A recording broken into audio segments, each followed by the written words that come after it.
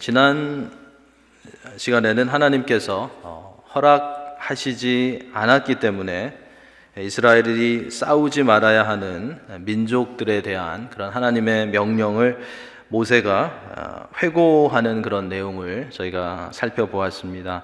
하나님께서는 하나님의 자비하심과 하나님의 관대하심과 하나님의 신실하신 가운데 에서의 자손인 에돔, 그리고 아브라함의 조카 롯의 자손인 모압과 암몬 땅을 그들에게 주셨기 때문에 그들을 괴롭히지 말고 그들과는 다투거나 싸우지 말라라고 그렇게 명령하셨습니다.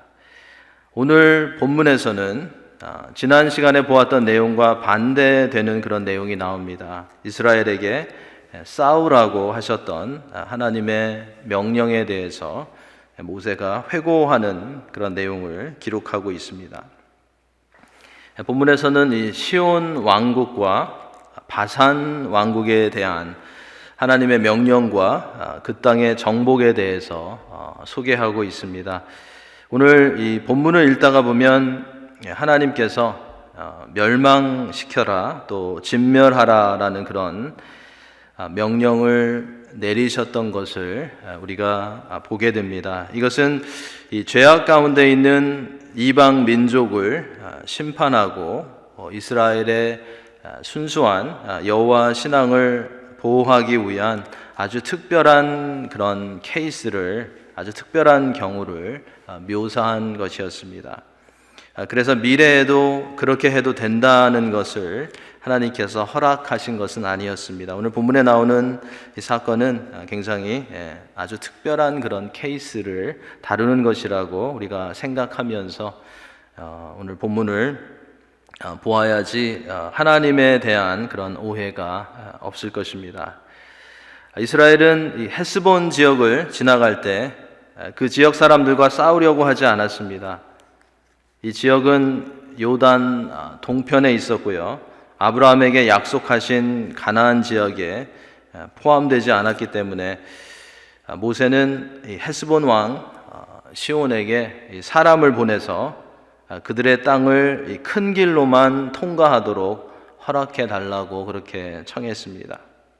좌로나 우로나 치우치지 않고 그냥 조용하게 계속해서 걸어서 지나갈 것이니까 길만 빌려달라고 그렇게 청했던 것을 우리가 27절 말씀을 통해서 보게 됩니다. 여기서 말하는 이 큰 길은 왕의 대로라고 당시에 불리어졌습니다. 이것은 고대 근동의 중요한 무역로 중에 하나로서 각 나라의 경제적인 그런 이익을 위해서 건설되어서 유지되었던 것이었습니다. 요즘으로 말하면 우리가 턴파이크라고 그렇게 생각해도 좋을 것 같습니다. PA 턴파이크, 뉴저지 턴파이크와 비슷한 것이었던 것입니다. 모세는 이 필요한 양식과 물은 정당하게 돈을 주고 사서 먹고 마실 것이기에 너희에게 아무런 피해를 주지 않겠으니까 그냥 너희의 땅을 통과하기만 허락해 달라라는 그러한 메시지를 보낸 것입니다. 에서의 자손과 모압 사람이 이스라엘에게 행한 것 같이 해주어서 이스라엘이 하나님께서 주시는 땅에 이르게 해달라고 모세는 청했습니다. 이러한 이스라엘의 이 부탁에 이 헤스본 왕이 귀를 기울여야 했고 또 허락을 해야 했던 이유는 지금 이스라엘이 하나님께서 주시는 땅을 향해서 가고 있었기 때문이었습니다. 하나님의 명령대로 나아가고 있는 그들의 길을 막는다는 것은 하나님께 도전한다는 것이었기 때문에 지혜롭게 행동해야 했습니다. 헤스본 왕 시온이 어떻게 반응했습니까? 그는 이스라엘이 자신들의 땅을 통과하는 것을 허락하지 않았습니다. 헤스본 왕이 이스라엘이 그들의 큰 길을 통과하는 것을 허락하지 않은 이유를 오늘 본문의 30절에서는 이렇게 설명합니다. 이는 내 하나님 여호와께서 그를 내 손에 넘기시려고 그의 성품을 완강하게 하셨고 그의 마음을 완고하게 하셨다라고 설명해 주고 있습니다. 이러한 설명은 얼뜻 보면 헤스본 왕의 마음이 완악해져서 이스라엘이 통과하는 것을 허락하지 않은 것은 하나님께서 그 원인이 있는 것처럼, 하나님께 그 원인이 있는 것처럼 들립니다. 하나님께서 헤스본 왕 시온의 마음을 완고하게 만드신 것처럼 그렇게 보입니다. 그런데 이 성경에서 하나님께서 누구의 마음을 완강하게 하셨다, 강팍하게 하셨다라는 그 표현은 하나님께서 그 사람의 마음을 완강하고 강팍하게 만든 것이 아니라 그 사람의 마음을 방치해 두셨다라는 그러한 뜻입니다. 그러니까 헤스본 왕 시온이 스스로 완강해지는 것을 하나님께서 막아주시지 않고 그냥 그대로 방치해 주셨다라는 것입니다. 애굽의 바로도 그랬고 시온 왕도 그랬고 하나님께서 붙들어 주시지 않고 그냥 두시니까 점점 더 마음이 악해지고 완강해지고 강팍해질 수밖에 없었던 것입니다. 지금도 세계 가운데 우리가 너무나도 잘 아는 몇 명의 지도자들이 너무나 이 강팍하고 악한 가운데 통치를 하고 있는 모습을 우리는 보게 됩니다. 어쩌면 하나님께서 그들을 방치해 두고 계시기 때문에 그들이 그러한 상태로 가고 있다라는 것을 우리는 생각해 볼 수 있습니다. 이처럼 하나님께서는 악한 자들을 그대로 두심으로써, 그들을 붙들어 두시지 않음으로써 그들이 심판을 피할 수 없게 하시는 그 방법을 사용하시는 것을 볼 수 있습니다. 우리도 우리의 삶 가운데 하나님께서 성령을 통해서 우리의 마음을 붙들어 주시지 아니하고 또 잘못한 가운데 하나님께서 우리를 징계하시지 않는다면 우리도 애굽 왕이나 또 오늘 본문에 나오는 헤스본 왕과 그렇게 다르지 않을 것입니다. 점점 더 완고해질 것이고 하나님으로부터 멀어질 것입니다. 하나님께서 우리를 붙들어 주시고 계시기 때문에 우리가 오늘도 이 자리에 서 있을 수 있고 이 자리에서 하나님을 찾을 수 있는 것입니다. 하나님께서 내리시는 심판 중에 가장 무서운 심판은 하나님께서 그냥 방치해 두시는 것이라는 것을 우리는 기억하면서 우리가 많이 잘못했는데도 모든 것이 잘 될 때는 우리가 두려운 마음으로 빨리 하나님께로 나아가야 할 때임을 잊지 말아야 할 것입니다. 차라리 잘못했을 때 하나님께 빨리 징계를 받고 돌아오는 것이 낫지, 잘못했는데도 계속 모든 것이 잘 되면 우리가 더 불안하고 더 긴장할 수밖에 없는 것입니다. 우리 성도님들도 많이 경험하셨겠지만 우리 하나님께서는 우리를 사랑하시기 때문에 우리가 계속해서 하나님의 뜻대로 가지 않을 때는 깨달을 수 있도록 사랑의 징계를 하십니다. 어느 때는 금방 깨닫고 돌아서도록 강하게 다루시기도 하십니다. 우리를 많이 사랑하셔서 우리를 거룩하게 하시려고, 우리를 더욱더 예수님 닮아가게 하시려고 하나님께서는 그렇게 하시는 것입니다. 그런데 오늘 이 본문에 나오는 헤스본 왕 시온은 하나님께서 그냥 놓아두셨습니다. 이렇게 헤스본 왕 시온의 마음이 완강해지는 가운데 하나님께서는 이스라엘에게 대적들과 그들과 이번에는 싸우라는 그런 명령을 내리십니다. 그리고 그들에게 약속하신 대로 그 땅을 주십니다. 31절과 36절 말씀이 그 상황을 잘 보여주고 있습니다. 31절 제가 읽겠습니다. 그때에 여호와께서 내게 이르시되 내가 이제 시온과 그의 땅을 내게 넘기노니 너는 이제부터 그의 땅을 차지하여 기업으로 삼으라 하시더니 36절입니다. 우리 하나님 여호와께서 그 모든 땅을 우리에게 넘겨주심으로 아르논 골짜기 가장자리에 있는 아로엘과 골짜기 가운데에 있는 성읍으로부터 길르앗까지 우리가 모든 높은 성읍을 점령하지 못한 것이 하나도 없었으나 라고 말씀하고 있습니다. 이 31절 말씀을 살펴보면 하나님께서 시온 왕의 마음을 그대로 놓아두신 것은 악을 행하는 그들을 심판하고 그 땅을 이스라엘 자손에게 주시기 위해서였음을 알 수 있습니다. 이스라엘을 시온을 심판하는 그런 도구로 하나님께서 사용하신 것입니다. 36절에서도 하나님께서 그 모든 땅을 이스라엘에게 넘겨주셨다고 이 상황을 말해주고 있습니다. 그런데 하나님께서 넘겨주신 땅은 그냥 자동적으로 이스라엘의 땅이 된 것이 아니라 이스라엘이 믿음으로 나아가서 그 땅을 취해야 했습니다.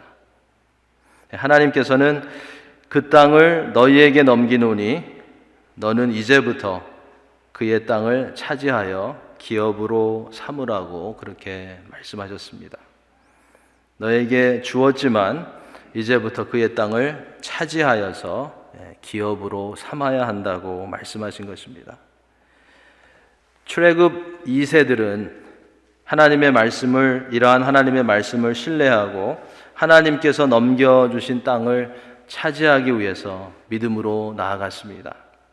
그 결과 모든 높은 성읍을 점령하지 못한 것이 하나도 없었다고 36절은 말합니다. 여기서 높은 이 성읍이라는 말은 견고하고 강하여서 점령하기가 불가능한 그런 성읍을 말합니다. 이러한 불가능해 보이는 성읍을 향해서도 하나님의 약속의 말씀을 의지하며 나아갔을 때 새로운 세대들은 그 땅을 하나님의 도우신 가운데 차지할 수 있었던 것입니다. 이러한 말씀을 읽을 때면 또 바로 여기에서 생각나는 아쉬운 그런 장면이 있습니다. 여러분들도 그 생각을 하셨을 것인데요. 출애굽 1세대에 대한 그런 모습입니다. 만약에 몇십 년 전에 이스라엘 자손들의 2세들의 이 조상들이 하나님께서 명령하신 대로 했더라면 2세들에게 지금 명령하신 대로 몇십 년 전에 이 조상들이 순종했더라면 이스라엘은 광야에서 40년 동안 방황하지 않아도 되었을 것입니다. 출애굽 1세대는 과거에 가나안 땅을 정탐했던 형제들의 말을 듣고 이렇게 반응을 했습니다. 우리가 어디로 가랴? 그 백성은 우리보다 장대하며 그 성읍들은 크고 성곽은 하늘에 닿았다고 하면서 하나님께서 주신 땅을 향해 그들은 나아가지 않았습니다. 그런데 감사하게도 오늘 우리가 읽고 있는 2세대는 하나님의 명령을 쫓아서 앞으로 나아갔습니다. 그리고 가장 강한 족속으로 알려진 아모리 족속의 한 왕을 참패시키고 하나님께서 넘겨주신 땅을 차지할 수 있었습니다. 지금 모세가 회고하고 있는 신명기 2장에 나오는 이 사건은 앞으로 가나안으로 들어가야 될 이스라엘 새로운 세대들에게 굉장히 힘이 되고 도움이 되는 그런 사건이었습니다. 이스라엘 새로운 세대들은 이 사건을 통해서 하나님이 함께 하시니까 되는구나. 아무리 적들이 강해 보여도 하나님이 우리에게 넘겨주시니까 우리가 승리할 수 있구나라는 것을 체험할 수 있었던 것입니다. 그리고 출애굽 2세대들이 이 강한 아모리 족속의 왕을 이겼다라는 이 소문은 앞으로 이스라엘의 후손들이 만나야 할 가나안 족속들에게 상당한 두려움과 부담감을 주는 것이었습니다. 이것은 25절에 기록된 천하 만민이 너를 무서워하며 너를 두려워하게 하리니 그들이 내 명성을 듣고 떨며 너로 말미암아 근심하리라 라는 말씀이 이루어지기 시작한 것이었습니다. 이렇게 이스라엘이 헤스본 왕 시온을 물리친 것에 이어서 이제 3장으로 들어왔어요. 3장 1절부터 11절에서는 헤스본 지역에서 이제 북쪽으로 위치해 있는 바산의 왕 옥도 물리친 그런 사건을 기술하고 있습니다. 이 바산은 60개의 견고한 성읍을 가진 비옥한 고지대였습니다. 그리고 이 바산 왕 옥은 거인으로 알려진 르바임 출신으로서 체구가 상당히 큰 그러한 인물이었습니다. 바산 왕의 대단한 이 체격은 주변 국가들의 이야기거리였습니다. 13장 11절에 보면 바산 왕의 철 침상에 규격이 나와 있습니다. 굉장히 재미있는 그런 기록입니다. 그리고 그 침상이 암몬 성읍의 진열품이었다고 말하고 있습니다. 침상에 규격이 나와 있고 그 침상이 암몬 성읍의 어쩌면 박물관의 진열품이었다고 여기서 말하고 있는 것입니다. 길이가 9규빗이라고 했고요. 너비가 4규빗이라고 했습니다. 한 규빗이 45cm, 18인치입니다. 그러니까 이 철 침상 길이가 4m 정도 되고요. 그다음에 넓이가 2m 가까이 되는 것입니다. 킹 사이즈 베드보다 훨씬 더 큰, 그죠? 그거에 더블이 되는 그런 사이즈 정도 됩니다. 바산 왕이 얼마나 체격이 컸는지, 그가 얼마나 거인이었는지 짐작할 수 있는 그러한 기록입니다. 이러한 바산 왕은 헤스본 왕 시온이 이스라엘에게 패배했다라는 그런 소문을 들었을 텐데도 조금도 주저하지 않았습니다. 그리고 이스라엘을 공격하려고 했습니다. 바산 왕 역시 하나님께서 그를 붙들어 주시지 않은 것입니다. 그를 붙들어 주시지 않았기 때문에 이스라엘과 함께 하시는 하나님의 능력을 깨닫지 못했고 자신의 능력을 과대평가하는 어리석음 가운데 빠졌던 것입니다.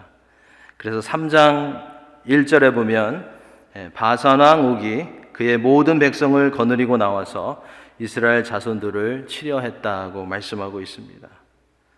강하고 거인이었던 바산 왕 옥이 먼저 이스라엘을 공격하려고 몰려왔지만 하나님께서는 그들을 이스라엘 손에 넘기셔서 이스라엘이 크게 이기게 하셨습니다. 3절과 4절 말씀이 이것을 잘 보여주고 있습니다.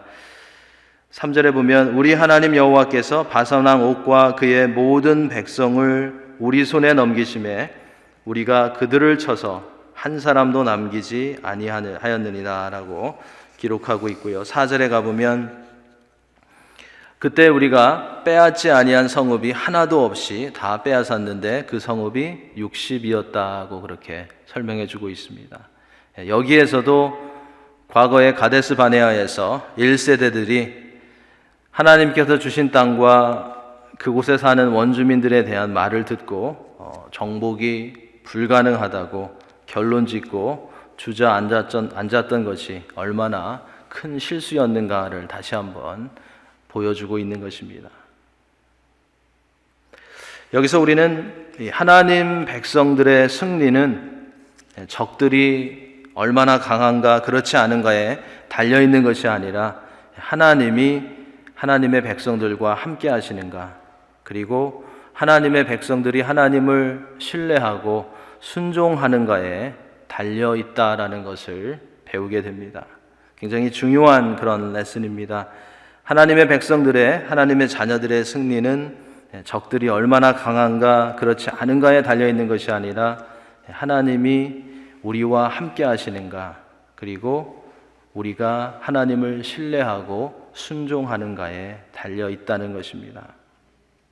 하나님께서는 출애굽 1세대들과 함께 하셨지만 출애굽 1세대들은 중요한 상황에서 하나님을 신뢰하지 않았습니다.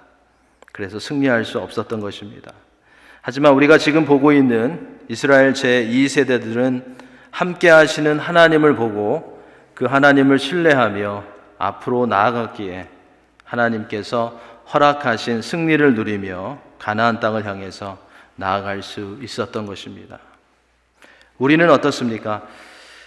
우리와 함께 하시는 하나님을 우리는 삶 가운데 만나고 있습니까? 우리는 그 하나님을 체험하고 있습니까?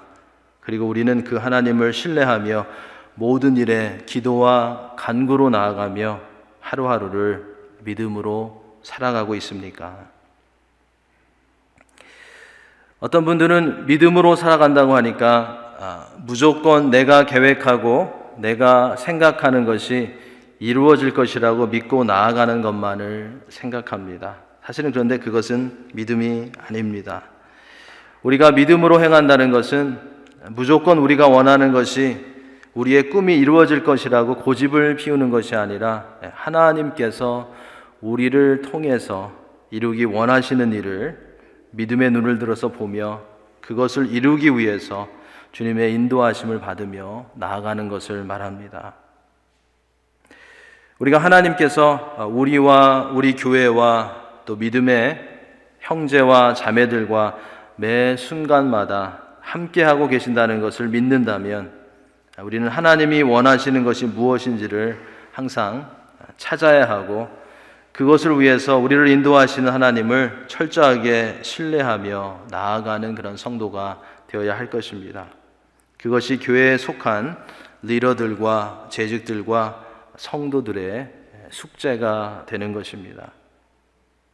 가끔씩 뉴스에서 이 똑똑한 돌고래 떼가 해변까지 나와서 그들을 살리기 위해서 많은 사람들과 또 많은 장비들까지 동원이 되어서 바다로 다시 돌려보내는 그런 광경이 보도되는 것을 볼 수 있습니다. 이 돌고래는 귀로 음파를 탐지하여서 물의 깊이를 측정하는 그런 동물이라고 합니다. 그런데 이 기생충으로 인해서 청각 장애를 일으킨 돌고래들은 물의 깊이를 제대로 알지 못해서 해변을 깊은 물로 착각해서 이러한 사고가 난다고 합니다. 이처럼 믿는 성도들도 영적으로 항상 깨어 있어야 우리의 판단이 흐려지지 않습니다. 하나님께서 우리에게 넘겨주신 것이 어떠한 것이고 우리가 지키며 또 넘어서지 말아야 할 울타리가 어디까지인지를 우리가 영적으로 항상 깨어 있을 때 알 수 있는 것입니다.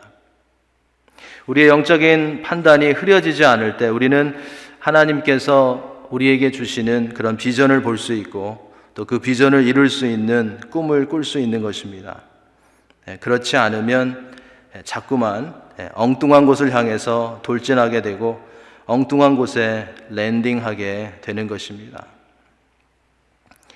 성도들은 하나님의 은혜를 입어서 잘 출발해야 하지만 출발한 후에는 방향을 잘 잡아서 하나님께서 허락하시고 하나님께서 보내시고 하나님께서 원하시는 곳에 잘 착륙할 수 있어야 합니다.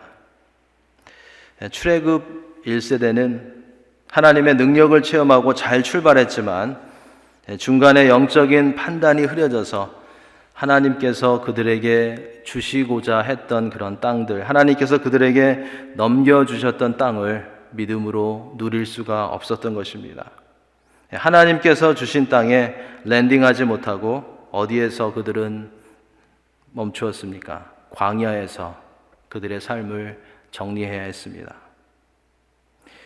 모세는 자신의 설교를 통해서 이러한 것들을 회상하면서 2세들에게 하나님께서 주신 땅을 차지하기 위해서는 믿음의 승리를 하기 위해서는 믿음으로 잘 출발하고 계속해서 하나님의 약속의 말씀에 귀를 기울이고 그 말씀대로 나아가야 한다라는 것을 철저하게 가르쳐 주었던 것입니다.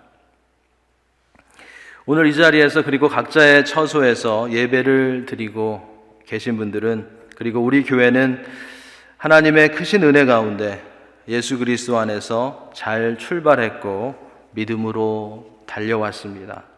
그런데 잘 시작하는 것보다 잘 출발하는 것보다 더 중요한 것은요, 하나님께서 주신 곳에, 하나님께서 보내시는 곳에, 하나님께서 원하시는 곳에 잘 랜딩하는 것입니다. 비행기도 그렇습니다. 잘 이륙하는 것도 중요하지만 더 중요한 것은 목적지에 잘 착륙하는 것입니다. 모세는 과거에 1세대들의 실패를 잘 알고 있었기 때문에 하나님께서 주신 곳이 아닌 곳에 그들이 착륙했던 것을 잘 알고 있었기 때문에 출애굽 2세들이 하나님께서 약속하신 곳에 잘 랜딩하고 들어갈 수 있게 하기 위해서 하나님의 명령을 철저하게 그대로 따랐습니다. 전쟁을 해야 할 때는 전쟁을 했고, 신앙의 순결함과 거룩함을 위해서 적들을 점령하고 또 진멸해야 할 때는 그렇게 했습니다. 그리고 하나님께서 허락하시지 않은 것에는 욕심을 내지 않았습니다. 그냥 지나쳤습니다. 다 버렸습니다. 모세가 이렇게 할 수 있었던 것은 하나님이 자신과 하나님이 하나님의 백성들과 함께 하심을 확실하게 알았기 때문이었습니다.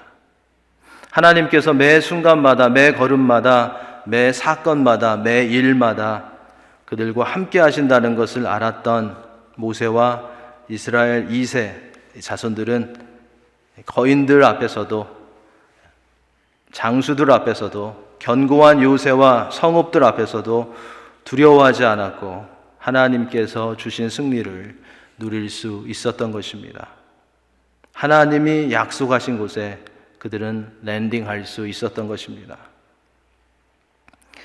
우리도 하나님께 감사하며 하나님께서 주시는 승리를 누리고 하나님이 약속하신 곳에 잘 랜딩하는 그런 교회, 가정, 성도가 되기 위해서 두 가지를 꼭 기억해야 하겠습니다. 영적으로 깨어 있어서 우리의 영적 판단력이 모든 일 가운데 흐려지지 않아야 하겠습니다. 그리고 하나님이 함께 하심을, 하나님이 역사하심을 믿고 모든 상황 속에서도 하나님께서 말씀하시는 바른 것에 순종하며 따라가는 그런 성도가 되어야 하겠습니다. 우리가 이렇게 세워질 수 있다면 우리는 하나님께서 계획하시고 하나님께서 기뻐하시는 곳에 랜딩할 수 있을 것이고 하나님께서 주시는 승리를 누리는 그러한 하나님의 자녀들이, 성도들이, 교회가 될 수 있을 것입니다.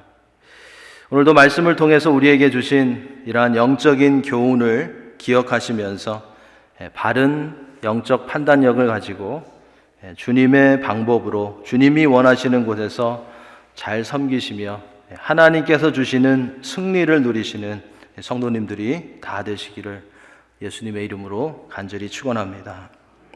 우리 시간에 합심해서 우리 잠깐 기도하는 그런 시간을 갖기 원합니다. 제가 두 가지 기도 제목을 드리겠습니다. 먼저는 온 성도들이 영적으로 깨어있고 성령으로 충만하여서 영적인 판단력이 흐려지지 않게 해달라고 하나님께 간구하는 그런 시간을 먼저 갖기 원합니다. 영적으로 깨어있고 성령으로 충만해서 영적인 판단력이 흐려지지 않게 해달라고. 그래서 세상의 방법과 수단으로 살아가는 것이 아니라 하나님의 말씀을 의지하고 하루하루를 살아가는 하나님의 자녀들이 될 수 있게 해달라고 먼저